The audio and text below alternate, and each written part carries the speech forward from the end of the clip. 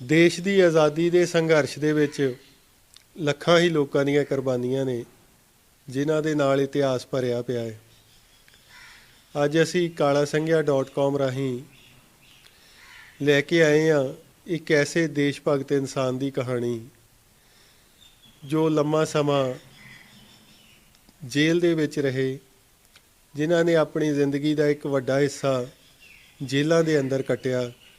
बाबा हरनाम सिंह काला संघिया, जिन्हां नूं गदरी बाबा हरनाम सिंह काला संघिया के नाम के नाल जाणिया जाता है।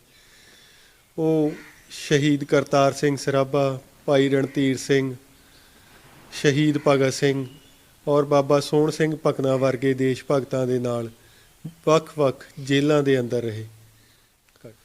बाबा हरनाम सिंह काला संघिया का जन्म जिला कपूरथला के पिंड काला संघिया विखे 1887 दे विच होया। बाबा जी का परिवार एक सधारण किसानी परिवार सी। परिवार खेतीबाड़ी का काम करता सी। बाबा जी दो भरा सन।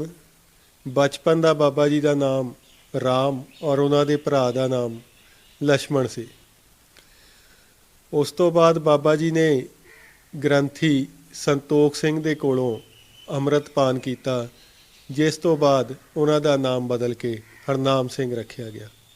पर फौज में जदों वो भर्ती होए तो भारती सिपाहियों के नाल हुंदे वितकरे कारण उन्हों का मन फौज में नहीं सी लग रहा, क्योंकि फौज दे विच गोरे सिपाहियों के मुकाबले भारती सिपाहियों के नाल काफ़ी वितकरा हो रहा सी। उन्हों दे बराबर ना तो तनख्वाह मिल रही सी ते ना ही दूजियां सहूलतां मिल रही सन। इस कारण बाबा जी का मन फौज में नहीं लग रहा सी। पर फौज का अंग्रेज़ अफसर जीटन किसी भी हालत दे विच बाबा जी नूं फौज दे विच रखना चाहुंदा सी, क्योंकि जदों बाबा जी फौज दे विच भर्ती होए ने ते ਗਿਆਨੀ प्रीतम सिंह अंसार, जिन्हां ने बाबा जी की जीवनी लिखी है, बाबा जी की छाती 44 इंच और बाबा हरनाम सिंह जी का कद 6.25 फुट सी। ते अंग्रेज़ अफसर नहीं चाहते सन कि इहो जिहा नौजवान भारती फौज छड्ड के जावे। बाबा जी मैनूं दसदे हुंदे सीगे भी जदों उन्हां दा वितकरा करदे हुंदे सीगे अंग्रेज़ जिहड़े वो बखरे उन्हां दे हुंदे सी, इन्हां दे बखरे हुंदे सीगे। बाबा जी नूं ईरखा हुंदी भी जद असीं इंसान आ, एक आ, सब कुछ एक है, सानूं साडे नाल वितकरा ही खाण पीण विच भी सहूलतां विच भी घट दिंदे सीगे। ते बाबा जी ने फिर नफरत करन लग पए, कहते भी मैं फौज में जिद्दां भर्ती नहीं होना, जिद्दां रहना नहीं करना नहीं गा। फिर इन्हां नूं चांगमारी विच लैके गए तो जो मोहरे हुंदा सी टार्चर हुंदा जिहड़ा गोल उहदे गोली मारनी हुंदी सी उहने विच उहदे, वो जान के बाहर मारन गोली ना मारन विच, मगर अफसर खड़ा जरा वो गल करे भी तुम हरनाम सिंह गोली मारो या ना मारो, तुमको फौज में रखेगा, फौज में कढ़ेगा नहीं, जो मर्जी करो तुम, ऐसा नहीं होएगा कि तुमको छड़ देंगे, तुम बहुत ज़्यादा बलवान हो तो अच्छे हो। 1912 के अंत विच जदों चीन दे विच युद्ध शुरू होया तो 26 पंजाबी रैजीमेंट, जिस विच बाबा हरनाम सिंह काला संघिया भी सन, हांगकांग भेजी गई। हांगकांग उस समय तक गदर पार्टी दीयां गतिविधियां दा एक अहम केंद्र बन चुका सी। इत्थे ही 26 पंजाबी रैजीमेंट नूं गदर पार्टी के आगू सरदार भगवान सिंह आके मिले और फौज के सिपाहियों नूं गदर दीयां गतिविधियां और देश की आज़ादी की लड़ाई लई प्रेरित किया। उस समय तक हांगकांग दे विच चोरी छिपे गदर अखबार भी पहुँचना शुरू हो गया सी। 1912 के अंत विच जदों चीन दे विच युद्ध शुरू होया तो 26 पंजाबी रैजीमेंट, जिस विच बाबा हरनाम सिंह काला संघिया भी सन, हांगकांग भेजी गई। ਹਾਂਗਕਾਂਗ ਉਸ ਸਮੇਂ ਤੱਕ ਗਦਰ ਪਾਰਟੀ ਦੀਆਂ ਗਤੀਵਿਧੀਆਂ ਦਾ ਇੱਕ ਅਹਿਮ ਕੇਂਦਰ ਬਣ ਚੁੱਕਾ ਸੀ। ਇੱਥੇ ਹੀ 26 ਪੰਜਾਬੀ ਰੈਜੀਮੈਂਟ ਨੂੰ ਗਦਰ ਪਾਰਟੀ ਦੇ ਆਗੂ ਸਰਦਾਰ ਭਗਵਾਨ ਸਿੰਘ ਆ ਕੇ ਮਿਲੇ ਔਰ ਫੌਜ ਦੇ ਸਿਪਾਹੀਆਂ ਨੂੰ ਗਦਰ ਦੀਆਂ ਗਤੀਵਿਧੀਆਂ ਔਰ ਦੇਸ਼ ਦੀ ਆਜ਼ਾਦੀ ਦੀ ਲੜਾਈ ਲਈ ਪ੍ਰੇਰਿਤ ਕੀਤਾ। ਉਸ ਸਮੇਂ ਤੱਕ ਹਾਂਗਕਾਂਗ ਦੇ ਵਿੱਚ ਚੋਰੀ ਛਿਪੇ ਗਦਰ ਅਖਬਾਰ ਵੀ ਪਹੁੰਚਣਾ ਸ਼ੁਰੂ ਹੋ ਗਿਆ ਸੀ। ਹਾਂਗਕਾਂਗ ਤੋਂ 14 ਕਿਲੋਮੀਟਰ ਦੂਰ ਅੰਗਰੇਜ਼ ਸਰਕਾਰ ਨੇ 14-15 ਹਜ਼ਾਰ ਰੁਪਏ ਵਿੱਚ ਇੱਕ ਮਿੱਟੀ ਪੁੱਟਣ ਦਾ ਠੇਕਾ ਲਿਆ ਹੋਇਆ ਸੀ।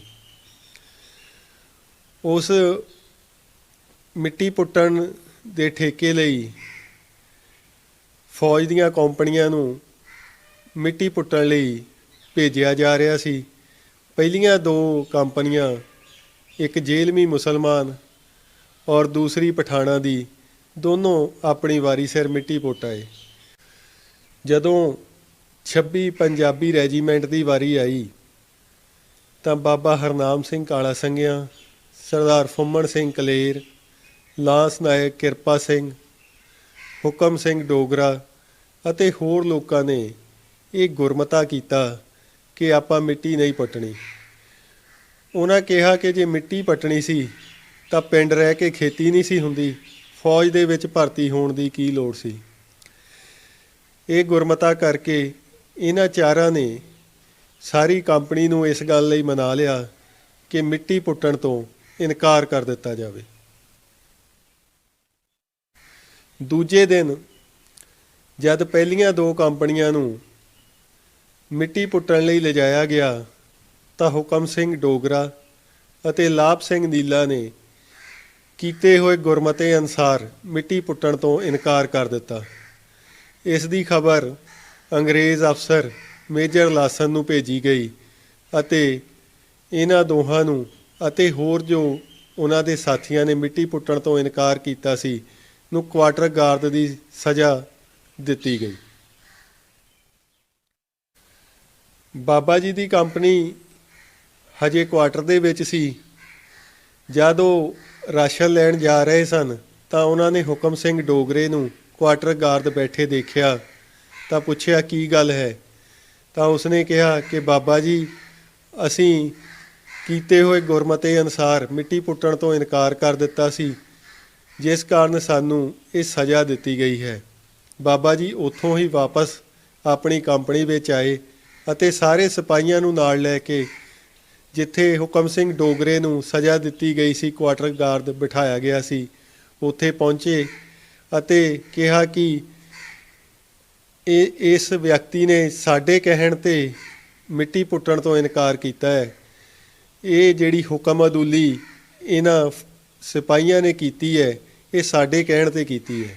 ਇਸ ਕਰਕੇ ਸਜ਼ਾ ਦੇਣੀ ਹੈ ਅਤੇ ਸਾਰੀ ਕੰਪਨੀ ਨੂੰ ਦਿੱਤੀ ਜਾਵੇ। ਇਹ ਗੱਲ ਮੇਜਰ ਲਾਸਨ ਤੱਕ ਪਹੁੰਚੀ। ਉਹ ਮੌਕੇ 'ਤੇ ਪਹੁੰਚਿਆ। ਅਖੀਰ ਕਾਫੀ ਬਹਿਸ ਤੋਂ ਬਾਅਦ ਸਾਰੇ ਵਿਅਕਤੀਆਂ ਨੂੰ ਜਿਨ੍ਹਾਂ ਨੂੰ ਕੁਆਟਰ ਗਾਰਡ ਦੀ ਸਜ਼ਾ ਦਿੱਤੀ ਗਈ ਸੀ ਛੱਡ ਦਿੱਤਾ ਗਿਆ ਅਤੇ ਨਾਲ ਹੀ ਇਹ ਫੈਸਲਾ ਲਿਆ ਗਿਆ ਕਿ ਅੱਗੇ ਤੋਂ ਫੌਜ ਤੋਂ ਮਿੱਟੀ ਪੁੱਟਣ ਦਾ ਕੰਮ ਨਹੀਂ ਲਿਆ ਜਾਵੇਗਾ। ਦੀ ਗਾਂਹ ਵਧੂ ਸੋਚ ਸੀ ਉਹਨਾਂ ਦੀ ਬਾਕੀ ਪਾਰਟੀਆਂ ਨਾਲੋਂ। ਉਹ ਜਦੋਂ ਉਹਨਾਂ ਨੂੰ ਫਿਰ ਕਿ ਮਿੱਟੀ ਪੁੱਟਣ ਦਾ ਨਾ ਦਿੱਤਾ, ਕੰਮ ਕਰਾਉਣ ਲੱਗੇ ਮਿੱਟੀ ਪੁੱਟਣ ਦਾ, ਹਾਂਗਕਾਂਗ ਵਿੱਚ ਜਾ ਕੇ ਲੈ ਕੇ ਗਏ ਜਦੋਂ ਇਹਨੂੰ, ਅਤੇ ਉਹਦੇ ਵਿੱਚ ਮਿੱਟੀ ਪੁੱਟਣ ਦਾ ਦਿੱਤਾ ਅਤੇ ਮਿੱਟੀ ਪੁੱਟਣ ਤੋਂ ਉਹਨਾਂ ਨੇ ਬੰਦੇ ਸਾਰਿਆਂ ਨੂੰ ਬਗਾਵਤ ਕਰਾ ਕੇ ਮਿੱਟੀ ਪੁੱਟਣ ਤੋਂ ਇਨਕਾਰ ਕਰਤਾ ਵੀ ਅਸੀਂ ਮਿੱਟੀ ਨਹੀਂ ਪੁੱਟਣੀ, ਅਸੀਂ ਮਿੱਟੀ ਪੁੱਟਣ ਨਹੀਂ ਆਏ, ਅਸੀਂ ਗੋਲੀਆਂ ਚਲਾਉਣ ਆਏ। ਗੋਲੀਆਂ ਤੁਹਾਨੂੰ ਚਾਹੇ ਹਾਂਗਕਾਂਗ ਵਿੱਚ ਚਲਾ ਲਓ, ਚਾਹੇ ਜਰਮਨ ਨਾਲ ਲੜਾਈ ਲੱਗੀ ਉਹਨਾਂ ਨਾਲ ਕਰਾ ਲਓ, ਇੱਧਰ ਲੱਗੀ ਹੈ ਇਹਨਾਂ ਨਾਲ ਲਵਾ ਲਓ, ਇੱਧਰ ਜਿਹਦੇ ਮਰਜ਼ੀ ਗੋਲੀ ਚਲਾ ਲਓ, ਅਸੀਂ ਗੋਲੀਆਂ ਚਲਾਉਣ 'ਤੇ ਆਏ, ਮਿੱਟੀ ਪੁੱਟਣ ਨਹੀਂ ਆਏ। ਮਿੱਟੀ ਪੁੱਟਣ ਦੇ ਨਾਂ ਨਾਲ ਦੇ ਬਾਬਾ ਜੀ ਦਾ ਫਿਰ ਬੜਾ ਉੱਥੇ ਜਿਹੜੇ ਫੌਜ ਵਿੱਚ 26 ਬਟਾਲੀਅਨ ਵਿੱਚ ਬੜਾ ਨਾਂ ਹੋ ਗਿਆ। ਅਗਾਂਹ ਵਧੂ ਜਿੱਦਾਂ ਕੋਈ ਐਕਸ਼ਨ ਕਰਦਾ ਬੰਦਾ ਕੋਈ, ਉਹ ਇੱਕ ਲੀਡਰ ਤੌਰ 'ਤੇ ਜਾਣ ਹੋਣ ਲੱਗ ਪਿਆ, ਚਾਹੇ ਇਹ ਸਿਪਾਹੀ ਸੀਗੇ ਅਤੇ ਚਾਹੇ ਹੌਲਦਾਰ ਸੀਗੇ। ਇਹਨਾਂ ਦੇ ਮਿੱਟੀ ਪੁੱਟਣ ਦੇ ਨਾਲ ਦੇ ਤੇ ਇੱਕ ਬੜੀ ਮਸ਼ਹੂਰੀ ਆ ਗਈ ਇਹਨਾਂ ਦੀ ਬਾਬਾ ਜੀ ਦੀ ਵੀ ਅਸੀਂ ਨਹੀਂ ਇਹਨੇ ਬਗਾਵਤ ਕੀਤੀ ਗਈ, ਹਾਲੇ ਨਹੀਂ ਅੰਗਰੇਜ਼ ਗੌਰਮੈਂਟ ਗੱਲ ਮੰਨੀ। ਹਾਂਗਕਾਂਗ ਦੇ ਵਿੱਚ ਗਦਰ ਪਾਰਟੀ ਦੀਆਂ ਗਤੀਵਿਧੀਆਂ ਦੀ ਸੂਚਨਾ ਅੰਗਰੇਜ਼ ਅਫਸਰਾਂ ਤੱਕ ਵੀ ਪਹੁੰਚਣ ਲੱਗ ਗਈ। ਉਹਨਾਂ ਦੇ ਸੂਹੀਆਂ ਨੇ ਇਹ ਗੱਲ ਅੰਗਰੇਜ਼ ਅਫਸਰਾਂ ਤੱਕ ਪਹੁੰਚਾਈ ਕਿ ਸਿਪਾਹੀਆਂ ਵਿੱਚ ਚੋਰੀ ਛਿਪੀ ਗਦਰ ਅਖਬਾਰ ਪਹੁੰਚ ਰਿਹਾ ਹੈ। ਇਹ ਗੱਲ ਦੀ ਸੂਹ ਮਿਲਣ 'ਤੇ ਕਾਰਵਾਈ ਕਰਦੇ ਹੋਏ 53 ਸਿਪਾਹੀਆਂ ਨੂੰ ਉੱਥੋਂ ਖਤਰਨਾਕ ਜਾਣਦੇ ਹੋਏ ਵਾਪਸ ਭੇਜ ਦਿੱਤਾ ਗਿਆ। ਇਹਨਾਂ 53 ਦੇ ਵਿੱਚ ਬਾਬਾ ਹਰਨਾਮ ਸਿੰਘ ਕਾਲਾ ਸੰਘਿਆ ਅਤੇ ਸਿਪਾਹੀ ਖੁਸ਼ਹਾਲ ਸਿੰਘ ਵੀ ਸ਼ਾਮਲ ਸਨ। ਇੱਕ ਹੋਰ ਉਹਨਾਂ ਦੀ ਘਟਨਾ ਵਾਪਰੀ ਸੀਗੀ। ਜਦੋਂ ਇਹ ਉੱਥੋਂ ਤੁਰੇ ਆ ਤੇ ਬਹੁਤ ਚਿਰ ਕਿਤੇ ਮਹੀਨਾ ਡੇਢ ਮਹੀਨਾ ਲੱਗਦਾ ਹੁੰਦਾ ਸੀਗਾ ਆਉਣ ਦੇ ਵਿੱਚ, ਕਦੀ ਐਂ ਨੂੰ ਕਦੀ ਐਂ ਨੂੰ, ਤੇ ਇਹਨਾਂ ਨੂੰ ਭੁੱਖੇ ਧਿਆਏ ਵੀ ਇਹਨਾਂ ਨੂੰ ਰੱਖੀਏ। ਇਹਨਾਂ ਨੇ ਮਿੱਟੀ ਪੁੱਟਣ ਤੋਂ ਇਨਕਾਰ ਕਰ ਦਿੱਤਾ। ਉਹ 3-4 ਦਿਨ ਹੋਏ ਸੀ ਹਲੇ ਭੁੱਖੇ ਰਹਿੰਦਿਆਂ ਨੂੰ। ਹਲੇ ਤਾਂ ਇੱਕ ਬੰਦਾ ਉੱਠਿਆ ਇਹਨਾਂ 'ਚੋਂ, ਉੱਠ ਕੇ ਆ ਕੇ ਕਹਿੰਦਾ ਮੈਂ ਤੈਨੂੰ ਕੜਾਹ ਪ੍ਰਸ਼ਾਦ ਤੇ ਰੋਟੀਆਂ ਪੂੜੀਆਂ ਪਾੜੀਆਂ ਖਿਲਾਵਾਂ। ਉਹ ਕਹਿੰਦੇ ਤੁਸੀਂ ਕਿੱਥੋਂ ਖਿਲਾ ਲਓਗੇ ਕੜਾਹ ਪੂੜੀਆਂ। ਉਹ ਕਿਤੇ ਦੇਖ ਕੇ ਆਇਆ ਸੀਗਾ ਸਮੁੰਦਰ ਦੇ ਜਹਾਜ਼ ਵਿੱਚ, ਇੱਕ ਪਾਸੇ ਗੋਰਿਆਂ ਦੀਆਂ ਬਣਦੀਆਂ ਸੀਗੀਆਂ। ਉਹ ਨੱਠ ਕੇ ਗਿਆ ਇਹਨਾਂ ਨੂੰ ਪੁੱਛ ਕੇ ਜਾ ਲਿਆ ਦੇਖਦੇ ਆ ਕਿੱਦਾਂ ਕਰਦਾ ਤੂੰ। ਉਹ ਉਹਨਾਂ ਨੇ ਗਏ ਉੱਥੇ ਤੇ ਉਹਨਾਂ ਨੇ ਕਿਹਾ ਕੀ ਕੀਤਾ, ਕੱਲੇ ਕੱਲੇ ਚੀਜ਼ ਨੂੰ ਹੱਥ ਲਾ ਕੇ ਆਹ ਕੀ ਆ ਸਾਰਾ ਕੁਝ। ਉਹ ਹੋ ਭਿੱਟ ਦਿੱਤਾ, ਤੂੰ ਤਾਂ ਭਿੱਟ ਦਿੱਤਾ, ਇਹ ਠੀਕ ਨਹੀਂ। ਉਹ ਕਹਿੰਦੇ ਚੱਕ ਕੇ ਸਿੱਟ ਦਿਓ ਸਮੁੰਦਰ ਵਿੱਚ। ਇਹ ਬਾਬਾ ਜੀ ਦੱਸਣ ਦੀ ਸਾਡੀ ਗੱਲ ਆ, ਮੈਨੂੰ ਦੱਸਦੇ ਹੁੰਦੇ ਸੀ ਬਾਬਾ ਜੀ। ਤੇ ਉਹ ਜਦੋਂ ਕਹਿੰਦੇ ਸਮੁੰਦਰ ਕਿ ਛੱਡਣਾ, ਅਸੀਂ ਭੁੱਖੇ ਹਾਂ, ਸਾਨੂੰ ਦੇ ਦਿਓ, ਤੂੰ ਸਮੁੰਦਰੀ ਮੱਛੀਆਂ ਨੂੰ ਹੀ ਖਾਣਾ। ਉਹ ਕੋਈ ਚੱਕੀ ਆਵੇ ਕੜਾਹ, ਕੋਈ ਪ੍ਰਸਾਦ, ਕੋਈ ਹੋਰ ਸਾਰਾ ਕੁਝ ਲਿਆ ਕੇ ਉਹ ਕਹਿਣ ਲੱਗੇ ਆਹ ਠੀਕ ਹੈ ਬਈ। ਤੇ ਇੱਦਾਂ ਦੀ ਘਟਨਾ ਵੀ ਵਾਪਰਦੀ ਰਹੀ ਆ ਉਹਨਾਂ ਦੇ ਸਮੁੰਦਰ ਦੇ ਵਿੱਚ ਹੀ। ਬਾਅਦ ਵਿੱਚ ਇਹਨਾਂ ਨੂੰ ਮੋੜ ਕੇ ਇੱਥੇ ਲੈ ਆਏ ਸੀ। ਅਗਸਤ 1914 ਦੇ ਵਿੱਚ ਜਦੋਂ ਪਹਿਲਾ ਵਿਸ਼ਵ ਯੁੱਧ ਸ਼ੁਰੂ ਹੋਇਆ ਤਾਂ ਹਾਂਗਕਾਂਗ ਤੋਂ ਇੱਕ ਤਾਰ ਕਰਾਚੀ ਭੇਜੀ ਗਈ ਕਿ ਫੌਜ ਦੀ ਨਫਰੀ ਘੱਟ ਹੈ, ਹੋਰ ਸਿਪਾਹੀ ਭੇਜੇ ਜਾਣ। ਤਾਂ ਫੌਜ ਦੇ ਇੰਚਾਰਜ ਮੇਜਰ ਕਾਰਗਲ ਨੇ ਇੱਕ ਡਰਾਫਟ ਹਾਂਗਕਾਂਗ ਭੇਜਿਆ, ਜਿਸ ਵਿੱਚ ਬਾਬਾ ਹਰਨਾਮ ਸਿੰਘ ਕਾਲਾ ਸੰਘਿਆ ਅਤੇ ਸਿਪਾਹੀ ਖੁਸ਼ਹਾਲ ਸਿੰਘ ਦਾ ਨਾਮ ਵੀ ਸ਼ਾਮਲ ਸੀ। ਡਰਾਫਟ ਪੁੱਜਣ 'ਤੇ ਵਾਪਸ ਇੱਕ ਤਾਰ ਕਰਾਚੀ ਭੇਜੀ ਗਈ, ਜਿਸ ਵਿੱਚ ਇਹ ਲਿਖਿਆ ਗਿਆ ਕਿ ਬਾਬਾ ਹਰਨਾਮ ਸਿੰਘ ਕਾਲਾ ਸੰਘਿਆ ਅਤੇ ਸਿਪਾਹੀ ਖੁਸ਼ਹਾਲ ਸਿੰਘ ਨੂੰ ਹਾਂਗਕਾਂਗ ਨਾ ਭੇਜਿਆ ਜਾਵੇ, ਕਿਉਂਕਿ ਇਹ ਦੋਵੇਂ ਖਤਰਨਾਕ ਵਿਅਕਤੀ ਹਨ। ਇੱਥੋਂ ਬਾਬਾ ਜੀ ਨੂੰ ਬਦਲ ਕੇ ਫਿਰੋਜ਼ਪੁਰ ਛਾਉਣੀ ਉਹਨਾਂ ਦੀ 26 ਪੰਜਾਬੀ ਰੈਜੀਮੈਂਟ ਦੇ ਵਿੱਚ ਵਾਪਸ ਭੇਜ ਦਿੱਤਾ ਗਿਆ। ਫਿਰੋਜ਼ਪੁਰ ਛਾਉਣੀ ਦੇ ਵਿੱਚ ਗਦਰ ਪਾਰਟੀਆਂ ਦੀ ਗਤੀਵਿਧੀਆਂ ਦੀ ਜ਼ਿੰਮੇਵਾਰੀ ਸ਼ਹੀਦ ਕਰਤਾਰ ਸਿੰਘ ਸਰਾਭੇ ਦੇ ਜ਼ਿੰਮੇ ਸੀ। ਇੱਥੇ ਹੀ ਬਾਬਾ ਹਰਨਾਮ ਸਿੰਘ ਕਾਲਾ ਸੰਘਿਆ ਆਪਣੀ 26 ਪੰਜਾਬੀ ਰੈਜੀਮੈਂਟ ਦੇ ਪੁਰਾਣੇ ਸਾਥੀਆਂ ਨਾਲ ਆ ਮਿਲੇ। ਫਿਰੋਜ਼ਪੁਰ ਛਾਉਣੀ ਦੇ ਵਿੱਚ ਕਰਤਾਰ ਸਿੰਘ ਸਰਾਭੇ ਦਾ ਪਹਿਲਾ ਸੰਪਰਕ ਲਾਂਸ ਨਾਇਕ ਕਿਰਪਾ ਸਿੰਘ ਲੌਂਗ ਮਾਜਰੀ ਅਤੇ ਫੁੰਮਣ ਸਿੰਘ ਕਲੇਰ ਹੋਰਾਂ ਦੇ ਨਾਲ ਸੀ। 20-21 ਦਸੰਬਰ 1914 ਦੀ ਇੱਕ ਰਾਤ ਫੁੰਮਣ ਸਿੰਘ ਕਲੇਰ ਔਰ ਲਾਂਸ ਨਾਇਕ ਕਿਰਪਾ ਸਿੰਘ ਨੇ ਬਾਬਾ ਹਰਨਾਮ ਸਿੰਘ ਕਾਲਾ ਸੰਘਿਆ ਦੀ ਮੁਲਾਕਾਤ ਸ਼ਹੀਦ ਕਰਤਾਰ ਸਿੰਘ ਸਰਾਭੇ ਦੇ ਨਾਲ ਕਰਵਾਈ। ਪਹਿਲਾਂ ਤਾਂ ਬਾਬਾ ਜੀ ਉਸ ਨੂੰ ਨਿਆਣਾ ਸਮਝ ਕੇ ਉਸ ਨਾਲ ਕੋਈ ਵੀ ਗੱਲ ਕਰਨ ਤੋਂ ਗੁਰੇਜ਼ ਕਰਦੇ ਰਹੇ, ਪਰ ਜਦੋਂ ਗੱਲਾਂ ਕਰਦਿਆਂ ਸਰਾਭੇ ਨੇ ਉਹਨਾਂ ਨੂੰ ਆਪਣੇ ਬਾਰੇ ਗਦਰ ਪਾਰਟੀ ਦੀਆਂ ਨੀਤੀਆਂ ਬਾਰੇ ਦੱਸਿਆ ਤਾਂ ਬਾਬਾ ਜੀ ਉਸ ਤੋਂ ਬੜਾ ਪ੍ਰਭਾਵਿਤ ਹੋਏ ਔਰ ਸ਼ਹੀਦ ਕਰਤਾਰ ਸਿੰਘ ਸਰਾਭੇ ਦੇ ਨਾਲ ਬਾਬਾ ਹਰਨਾਮ ਸਿੰਘ ਕਾਲਾ ਸੰਘਿਆ ਦਾ ਰਿਸ਼ਤਾ ਬਹੁਤ ਗੂੜਾ ਹੋ ਗਿਆ। ਜਦ ਆਮ ਸਿਪਾਹੀ ਫੌਜ ਦੇ ਵਿੱਚ ਬਾਬਾ ਜੀ ਨੂੰ ਪੁੱਛਦੇ ਕਿ ਇਹ ਮੁੰਡਾ ਕੌਣ ਹੈ ਜੋ ਅਕਸਰ ਤੁਹਾਨੂੰ ਮਿਲਣ ਆਉਂਦਾ ਹੈ, ਤਾਂ ਬਾਬਾ ਜੀ ਕਹਿ ਦਿੰਦੇ ਕਿ ਇਹ ਮੇਰੇ ਮਾਮੇ ਦਾ ਪੁੱਤ ਭਰਾ ਹੈ, ਇਹ ਇੱਥੇ ਫਿਰੋਜ਼ਪੁਰ ਹੀ ਰਹਿੰਦਾ ਹੈ, ਜਿਸ ਕਾਰਨ ਅਕਸਰ ਮੈਨੂੰ ਮਿਲਣ ਆਉਂਦਾ ਜਾਂਦਾ ਰਹਿੰਦਾ ਹੈ। ਸੀਗਾ ਕਰਤਾਰ ਸਿੰਘ ਸਰਾਭਾ, ਉਹਨੂੰ ਆਰਡਰ ਕੀਤਾ ਵੀ ਤੁਸੀਂ ਹਿੰਦੁਸਤਾਨ ਵਿੱਚ ਜਾਣਾ। ਇਸ ਪਹਿਲਾ ਇਕੱਲਾ ਹੀ ਬੰਦਾ ਸੀ ਇੱਕ ਜਿਹੜਾ, ਬਾਕੀ ਕੁਝ ਫੜੇ ਵੀ ਗਏ ਸੀ ਰਾਹ 'ਚ। ਇਹ ਜਿਹੜਾ ਕਰਤਾਰ ਸਿੰਘ ਸਰਾਭਾ ਆ, ਇਹ ਐਂ ਦੀ ਹੋ ਕੇ ਇੱਕ ਹੋਰ ਦੇਸ਼ ਆ, ਮੈਨੂੰ ਹੁਣ ਯਾਦ ਨਹੀਂ ਕੋਈ, ਉਹਦੇ ਵਿੱਚ ਦੀ ਹੁੰਦਾ ਹੋਇਆ ਇਹ, ਤੇ ਫਿਰ ਇਹ ਨੇਪਾਲ ਦੇ ਰਾਹੀਂ ਫਿਰ ਇੱਥੇ ਹਿੰਦੁਸਤਾਨ ਵਿੱਚ ਪਹੁੰਚਾ ਸੀ। ਤੇ ਆ ਕੇ ਤੇ ਫਿਰ ਇਹਨਾਂ ਨੇ ਫੌਜ ਵਿੱਚ ਜਿੰਨੇ ਬੰਦੇ ਸੀ ਇਹਨਾਂ ਨੂੰ ਇਕੱਲੇ ਇਕੱਲੇ ਨੂੰ ਮਿਲਣਾ, ਤੇ ਜਿਹੜੇ ਇਨਕਲਾਬੀ ਬੰਦੇ ਸੀ, ਹੋਰ ਯੋਧੇ ਜਿਹੜੇ ਸੀ, ਜਿਹੜੇ ਰੂਹ ਪੋਸ਼ ਹੋਏ ਸੀ, ਉਹਨਾਂ ਨੂੰ ਵੀ ਮਿਲਣਾ। ਉਹਨਾਂ ਨੇ ਸਾਰਾ ਕੁਝ ਆਪ ਵੀ ਇਹ ਰੂਹ ਪੋਸ਼ ਹੁੰਦੇ ਸੀ। ਜਿਹੜਾ ਕਰਤਾਰ ਸਿੰਘ ਸਰਾਭਾ ਆ, ਇਹਨਾਂ ਦੇ ਸਿਰ 'ਤੇ ਇਹਨਾਂ ਦਾ ਇਨਾਮ ਰੱਖਿਆ ਹੁੰਦਾ ਸੀ ਗੌਰਮੈਂਟ ਨੇ, ਕਿੰਨਾ ਕਿੰਨਾ ਵੀ ਇਹਨਾਂ ਦਾ ਬਗਾਵਤ ਕਰਕੇ ਆਏ ਇਹ, ਜਾਂ ਇੱਦਾਂ ਕਰਕੇ ਆਏ ਆ। ਫਿਰ ਬਾਬਾ ਜੀ ਨੂੰ 26 ਬਟਾਲੀਅਨ ਵਿੱਚ ਇੱਥੇ ਮਿਲਣ ਆਉਂਦੇ ਹੁੰਦੇ ਸੀ ਬਟਾਲੀਅਨ ਵਿੱਚ। ਉਹ ਜਦੋਂ ਉੱਥੇ ਆਏ ਇਹਨਾਂ ਨੇ ਦੇਖਿਆ ਵੀ ਉਹ ਹਰਨਾਮ ਸਿੰਘ ਇਹ, ਉਹਨਾਂ ਨਾਲ ਆ ਕੇ ਜਦੋਂ ਇਹਨਾਂ ਨੇ ਮੇਲ ਕੀਤਾ ਤਾਂ ਉਹਨੇ ਦੱਸਿਆ ਆ ਕੇ ਵੀ ਮੈਂ ਕਰਤਾਰ ਸਿੰਘ ਸਰਾਭਾ ਆ। ਤੇ ਆ ਕੇ ਤਾਂ ਫਿਰ ਉਹ ਕਹਿੰਦੇ ਵੀ ਠੀਕ ਆ, ਇੱਥੇ ਕਿੱਦਾਂ ਰਵਾਂਗੇ ਆਪਾਂ, ਕਿੱਦਾਂ ਹੋਊਗੀ। ਉਹ ਕਹਿੰਦੇ ਵੀ ਮੈਂ ਤੈਨੂੰ ਕਹੂੰਗਾ ਵੀ ਮੇਰੇ ਮਾਮੇ ਦਾ ਪੁੱਤ ਇਹ ਭਰਾ ਆ। 26 ਪੰਜਾਬੀ ਰੈਜੀਮੈਂਟ ਦੇ ਵਿੱਚ ਸ਼ਹੀਦ ਕਰਤਾਰ ਸਿੰਘ ਸਰਾਭੇ ਦਾ ਸੰਪਰਕ 3 ਵਿਅਕਤੀਆਂ ਦੇ ਨਾਲ ਸੀ, ਜਿਨ੍ਹਾਂ ਦੇ ਵਿੱਚ ਕਿਰਪਾ ਸਿੰਘ ਲੌਂਗ ਮਾਜਰੀ, ਫੁੰਮਣ ਸਿੰਘ ਕਲੇਰ ਅਤੇ ਬਾਬਾ ਹਰਨਾਮ ਸਿੰਘ ਕਾਲਾ ਸੰਘਿਆ। ਇਸ ਗੱਲ ਦਾ ਜਦੋਂ ਬਾਬਾ ਜੀ ਦੇ ਹੀ ਪਿੰਡ ਦੇ ਇੱਕ ਵਿਅਕਤੀ ਜੋ ਉਹਨਾਂ ਦੇ ਨਾਲ 26 ਪੰਜਾਬੀ ਰੈਜੀਮੈਂਟ ਦੇ ਵਿੱਚ ਸੀ ਨੂੰ ਪਤਾ ਲੱਗਾ ਕਿ ਬਾਬਾ ਹਰਨਾਮ ਸਿੰਘ ਕਾਲਾ ਸੰਘਿਆ ਦੇ ਕੋਲ ਕਰਤਾਰ ਸਿੰਘ ਸਰਾਭਾ ਅਤੇ ਵਿਸ਼ਨੂੰ ਗਣੇਸ਼ ਪਿੰਗਲੇ ਆਉਂਦੇ ਜਾਂਦੇ ਰਹਿੰਦੇ ਹਨ, ਤਾਂ ਉਹ ਬਾਬਾ ਜੀ ਨੂੰ ਇੱਕ ਰਾਤ ਆਪਣੇ ਕੁਆਟਰ ਦੇ ਵਿੱਚ ਲੈ ਕੇ ਗਿਆ। ਵਧੀਆ ਰੋਟੀ ਖਿਲਾਈ, ਚੰਗੀ ਸੇਵਾ ਕੀਤੀ। ਤਾਂ ਉਸਨੇ ਕਿਹਾ ਕਿ ਮੈਨੂੰ ਪਤਾ ਲੱਗਾ ਹੈ ਕਿ ਹਰਨਾਮ ਸਿੰਘ ਤੇਰੇ ਕੋਲ ਕਰਤਾਰ ਸਿੰਘ ਸਰਾਭਾ ਅਤੇ ਵਿਸ਼ਨੂੰ ਗਣੇਸ਼ ਪਿੰਗਲੇ ਆਉਂਦੇ ਜਾਂਦੇ ਰਹਿੰਦੇ ਨੇ। ਉਹਨਾਂ ਦੇ ਸਿਰ 'ਤੇ 7 ਮੁਰੱਬੇ ਜ਼ਮੀਨ ਅਤੇ 12,000 ਰੁਪਏ ਦਾ ਇਨਾਮ ਹੈ। ਜੇ ਆਪਾਂ ਉਹਨਾਂ ਬਾਰੇ ਅੰਗਰੇਜ਼ ਸਰਕਾਰ ਨੂੰ ਸੂਹ ਦੇ ਦਈਏ ਤਾਂ ਸਾਰੀ ਜ਼ਿੰਦਗੀ ਐਸ਼ ਨਾਲ ਕੱਟਾਂਗੇ। ਇਹ 11 ਰੁਪਏ ਦੀ ਫੌਜ ਦੀ ਨੌਕਰੀ ਦੇ ਨਾਲ ਆਪਣਾ ਕੀ ਬਣਨਾ ਹੈ। ਤਾਂ ਬਾਬਾ ਜੀ ਨੇ ਉਸ ਨੂੰ ਟਾਲ ਦਿੱਤਾ ਅਤੇ ਕਿਹਾ ਕਿ ਮੈਂ ਤੇ ਇਸ ਨਾਂ ਦੇ ਕਿਸੇ ਵਿਅਕਤੀ ਨੂੰ ਨਹੀਂ ਜਾਣਦਾ, ਤੂੰ ਪਤਾ ਨਹੀਂ ਕਿਹਦੀ ਗੱਲ ਕਰਦਾ ਹੈ। ਇਹ ਗੱਲ ਫਿਰ ਉਸ ਸਿਪਾਹੀ ਨੇ ਜਾ ਕੇ ਫੌਜ ਦੇ ਅਫਸਰ ਕਾਰਗਲ ਨੂੰ ਦੱਸੀ। ਉਸਨੇ ਕਿਹਾ ਕਿ ਹਰਨਾਮ ਸਿੰਘ ਕੋਲ ਗਦਰੀਆਂ ਦਾ ਆਉਣਾ ਜਾਣਾ ਹੈ। ਉਸਨੇ ਲੰਮੀ ਇਨਕੁਆਇਰੀ ਕਰਵਾਈ ਅਤੇ ਬਾਬਾ ਜੀ ਨੂੰ ਆਪਣੇ ਦਫ਼ਤਰ ਦੇ ਵਿੱਚ ਸੱਦ ਕੇ ਪੁੱਛਿਆ ਕਿ ਤੇਰੇ ਕੋਲ ਕਰਤਾਰ ਸਿੰਘ ਸਰਾਭਾ ਜਾਂ ਕੋਈ ਹੋਰ ਗਦਰੀ ਬਾਬੇ ਆਉਂਦੇ ਨੇ। ਤਾਂ ਬਾਬਾ ਜੀ ਨੇ ਸਾਫ਼ ਹੀ ਇਨਕਾਰ ਕਰ ਦਿੱਤਾ ਕਿ ਮੇਰਾ ਇਹੋ ਜਿਹੇ ਕਿਸੇ ਵਿਅਕਤੀ ਦੇ ਨਾਲ ਕੋਈ ਸੰਪਰਕ ਨਹੀਂ। ਕਾਲਾ ਸੰਘਿਆ ਦਾ ਸੀਗਾ ਉਹ, ਬੂਟਾ ਤੋਂ ਨਾਂ ਦਾ।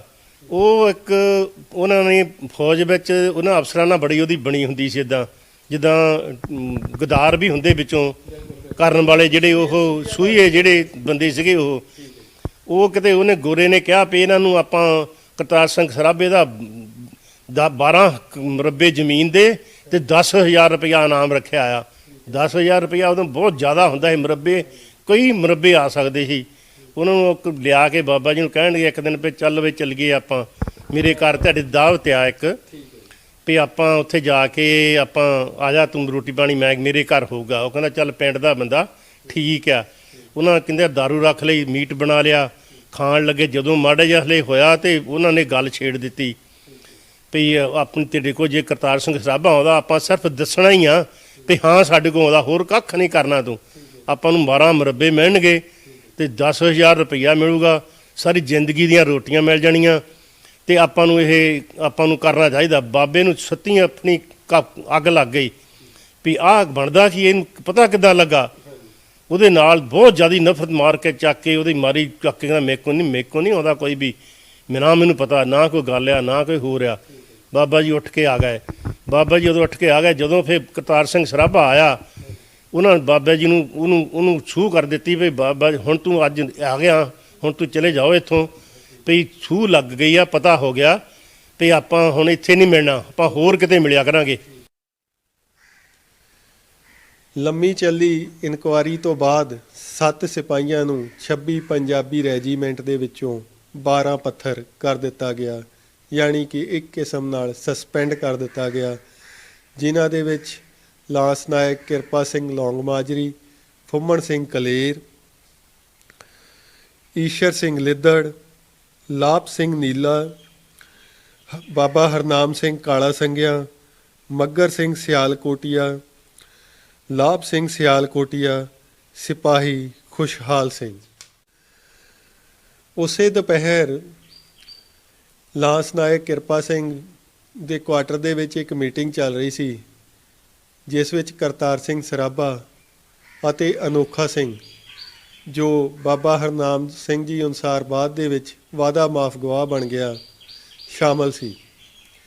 ਜਦੋਂ ਦੂਰੋਂ ਕਿਰਪਾ ਸਿੰਘ ਨੇ ਗਾਰਦ ਆਉਂਦੀ ਵੇਖੀ ਤਾਂ ਉਹਨਾਂ ਨੇ ਕਰਤਾਰ ਸਿੰਘ ਸਰਾਭਾ ਨੂੰ ਉੱਥੋਂ ਖਿਸਕ ਜਾਣ ਦਾ ਇਸ਼ਾਰਾ ਕੀਤਾ। ਗਾਰਦ ਨੇ ਆਉਂਦੇ ਸਾਰ ਕਿਰਪਾ ਸਿੰਘ ਨੂੰ ਕਿਹਾ ਕਿ ਤੈਨੂੰ ਫੌਜ ਦੇ ਵਿੱਚੋਂ 12 ਪੱਥਰ ਕਰ ਦਿੱਤਾ ਗਿਆ ਹੈ, ਆਪਣਾ ਸਮਾਨ ਚੁੱਕ ਅਤੇ ਸਟੇਸ਼ਨ 'ਤੇ ਪਹੁੰਚ।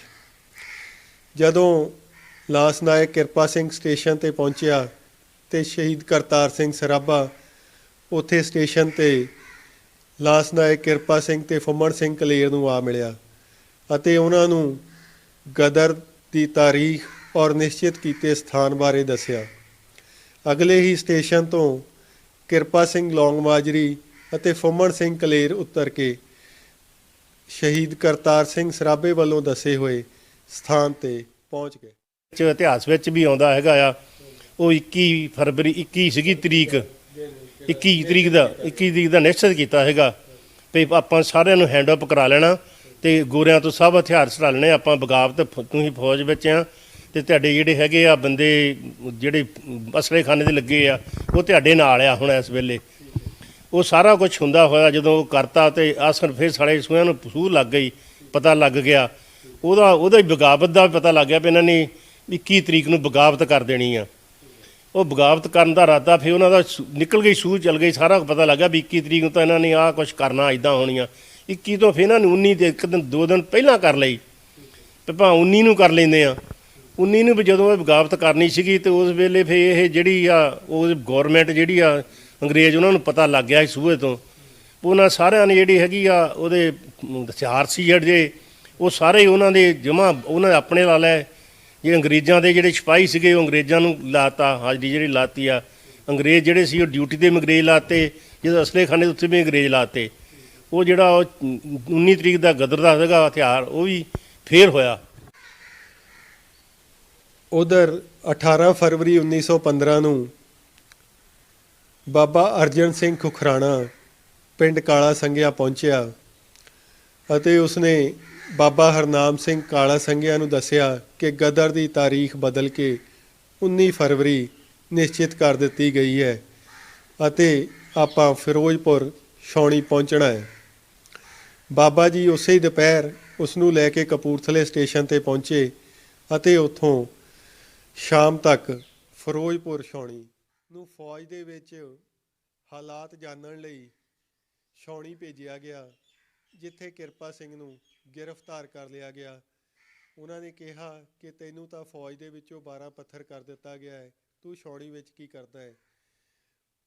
ਇੱਧਰ ਬਾਬਾ ਅਰਜਨ ਸਿੰਘ ਖੁਖਰਾਣਾ ਤੇ ਬਾਬਾ ਹਰਨਾਮ ਸਿੰਘ ਕਾਲਾ ਸੰਘਿਆ ਜਦੋਂ ਫਿਰੋਜ਼ਪੁਰ ਸਟੇਸ਼ਨ 'ਤੇ ਪਹੁੰਚੇ ਤਾਂ ਉੱਥੇ ਉਹਨਾਂ ਦੇ ਇੱਕ ਜਾਣਕਾਰ ਮੰਗਲ ਸਿੰਘ ਡੋਗਰਾ ਨਾਂ ਦੇ ਸਿਪਾਹੀ ਨੇ ਹਮਦਰਦੀ ਵਜੋਂ ਦੱਸਿਆ ਕਿ ਹਰਨਾਮ ਸਿੰਘ ਤੈਨੂੰ ਅਤੇ 7 ਹੋਰ ਸਿਪਾਹੀਆਂ ਨੂੰ ਫੌਜ ਦੇ ਵਿੱਚੋਂ 12 ਪੱਥਰ ਕਰ ਦਿੱਤਾ ਗਿਆ ਹੈ, ਤੈਨੂੰ ਗੋਲੀ ਨਾਲ ਉਡਾਏ ਜਾਣ ਦਾ ਹੁਕਮ ਹੈ, ਤੂੰ ਕਿਸੇ ਹੋਰ ਜਗ੍ਹਾ ਚਲਿਆ ਜਾ।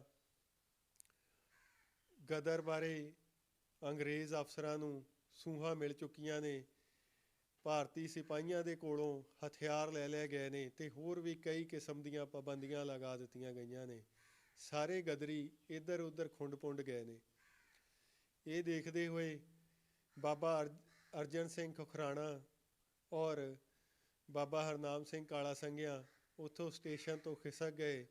ਬਾਬਾ ਹਰਨਾਮ ਸਿੰਘ ਕਾਲਾ ਸੰਘਿਆ 20 ਫਰਵਰੀ ਨੂੰ ਵਾਪਸ ਪਿੰਡ ਕਾਲਾ ਸੰਘਿਆ ਪਹੁੰਚੇ। ਬਾਬਾ ਅਰਜਨ ਸਿੰਘ ਖੁਖਰਾਣਾ ਨੂੰ ਅਨਾਰਕਲੀ ਸਟੇਸ਼ਨ ਲਾਹੌਰ ਤੋਂ ਗ੍ਰਿਫਤਾਰ ਕਰ ਲਿਆ ਗਿਆ। ਉਹਨਾਂ ਦੀ ਜੇਬ ਦੇ ਵਿੱਚੋਂ ਬਾਬਾ ਹਰਨਾਮ ਸਿੰਘ ਕਾਲਾ ਸੰਘਿਆ ਦਾ ਮੁਕੰਮਲ ਪਤਾ ਨਿਕਲਿਆ, ਜਿਸ ਦੇ ਆਧਾਰ 'ਤੇ ਬਾਬਾ ਜੀ ਨੂੰ ਪਿੰਡ ਕਾਲਾ ਸੰਘਿਆ ਤੋਂ ਗ੍ਰਿਫਤਾਰ ਕਰ ਲਿਆ। 12 ਪੱਤਰ ਕਰਕੇ ਇਹਨਾਂ ਨੂੰ ਪਿੰਡ ਭੇਜ ਦਿੱਤਾ ਛਾਉਣੀ ਦੇ ਵਿੱਚ ਤੇ ਉਹਨਾਂ ਨੇ ਵੀ ਇੱਥੇ ਆ ਕੇ ਪਿੰਡ ਬਾਬਾ ਜੀ ਨੂੰ ਦੱਸਿਆ ਆ ਕੇ ਭਈ ਬਾਬਾ ਜੀ ਤੁਹਾਨੂੰ ਤਾਂ ਇੱਥੇ 12 ਪੱਥਰ ਕਰ ਦਿੱਤਾ ਤੇ ਤੁਹਾਨੂੰ ਆਪਾਂ ਬਗਾਵਤ ਦੀ ਫੇ ਆਪਾਂ ਕਰਨੀ ਆ ਤੇ ਤੁਸੀਂ ਇੱਥੇ ਨਹੀਂ ਰਹਿਣਾ, ਤੁਸੀਂ ਉੱਥੇ ਆਉਣਾ ਫੇ। ਬਾਬਾ ਜੀ ਉਹ 12 ਪੱਥਰ ਕਰਨ ਤੇ ਬਾਅਦ ਵਿੱਚ ਵੀ ਉੱਥੇ ਉਹ ਜਾਂਦੇ ਹੁੰਦੇ ਸੀਗੇ ਫੌਜ ਵਿੱਚ, ਉੱਥੇ ਜਾ ਕੇ ਫੌਜੀਆਂ ਜਿਹੜੇ ਇਹਨਾਂ ਨਾਲ ਸੰਪਰਕ ਸੀਗਾ ਉਹਨਾਂ ਨਾਲ ਜਾ ਕੇ ਸੰਪਰਕ ਗੁਪਤ ਤੌਰ ਤੇ ਕਰਦੇ ਹੁੰਦੇ ਸੀ। ਇਹ ਉੱਥੇ ਜਾ ਕੇ ਫੌਜ ਵਿੱਚ ਮਿਲਣਾ ਜਾਂ ਬਾਹਰ ਜਿਹੜੇ ਬੰਦੇ ਸੀਗੇ ਹੋਰ ਉੱਥੇ ਦੇ ਲਾਹੌਰ ਦੇ ਲਾਗੇ ਰਹਿਣ ਵਾਲੇ ਉਹਨਾਂ ਸਾਰਿਆਂ ਨੂੰ ਮਿਲਣਾ, ਇਹਨਾਂ ਨੇ ਮਿਲ ਕੇ ਉੱਥੇ ਘਰ ਨੇ ਆ ਕੇ ਕੰਮ ਕਰਨਾ, ਉੱਥੇ ਕੰਮ ਕਰਨਾ ਜ਼ਿਆਦਾ। ਉੱਥੋਂ ਆ ਜਾਂਦੇ ਹੁੰਦੇ ਸੀ ਫਿਰ ਚੱਲ ਜਾਂਦੇ ਹੁੰਦੇ ਸੀ।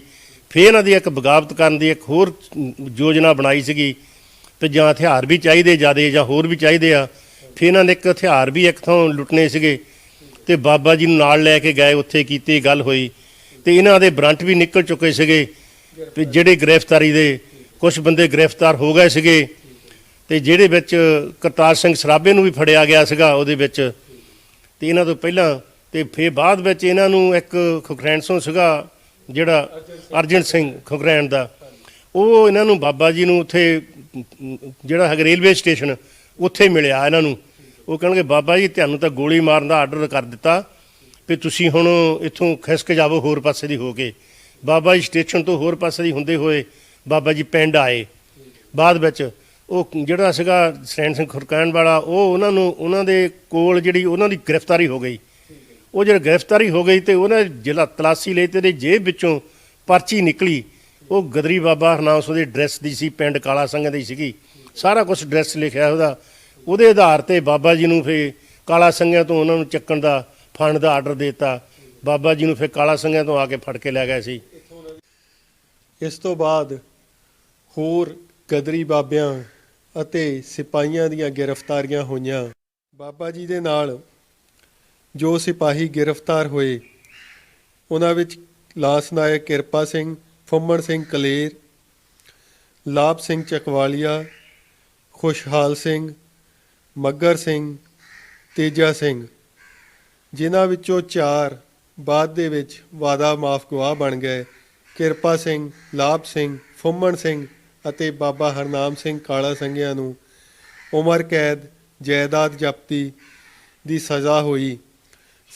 ਕਰਤਾਰ ਸਿੰਘ ਸਰਾਭਾ, ਵਿਸ਼ਨੂੰ ਗਣੇਸ਼ ਪਿੰਗਲੇ ਅਤੇ ਸਾਥੀਆਂ ਨੂੰ ਫਾਂਸੀ ਦੀ ਸਜ਼ਾ ਹੋਈ। 16 ਨਵੰਬਰ ਨੂੰ ਲਾਹੌਰ ਸੈਂਟਰਲ ਜੇਲ੍ਹ ਦੇ ਵਿੱਚ ਕਰਤਾਰ ਸਿੰਘ ਸਰਾਭਾ ਔਰ ਉਹਨਾਂ ਦੇ ਸਾਥੀਆਂ ਨੂੰ ਫਾਂਸੀ ਦੇ ਦਿੱਤੀ ਗਈ।